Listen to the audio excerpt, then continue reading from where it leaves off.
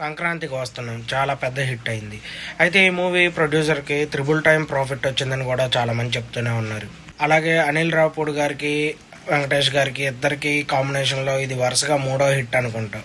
ఈ సినిమాలో బాగా ప్లస్ అయింది అంటే బుల్లిరాజ్ అనే చెప్పుకోవచ్చు.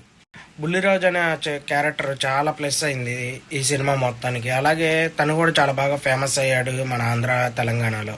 బుల్లిరాజు ఆడియన్స్కి కూడా సారీ చెప్పాడు. ఎందుకంటే ఆ క్యారెక్టర్లో కొంచెం బూతులు మాట్లాడుతూ ఉన్నారు కదా, దానికి ఎవరైనా ఫీల్ అయ్యి ఉంటే సారీ అని కూడా చెప్పాడు. అక్కడ చాలా బాగా అనిపించింది. ఎందుకంటే తను చెప్పాల్సిన అవసరం లేదు, అయినా సరే ఏమన్నా అనుకుంటారేమో అని చెప్పి తను సారీ చెప్పడం జరిగింది. సినిమాలోనూ చాలా బాగా పర్ఫార్మెన్స్ చేశారు. అలాగే బయట కూడా చాలా బాగా మాట్లాడాడు అన్నట్టు అనిపించింది. తనకి వరుసగా ఇంకా మూవీ ఆఫర్స్ అనేవి వస్తూనే ఉంటాయి మ్యాక్సిమం. ఎందుకంటే తను చాలా బాగా పర్ఫార్మెన్స్ అయితే ఇవ్వటం జరిగింది. మీలో ఎంతమందికి బుల్లిరాజ్ క్యారెక్టర్ నచ్చిందో కామెంట్లో అనేది మెసేజ్ చేయండి.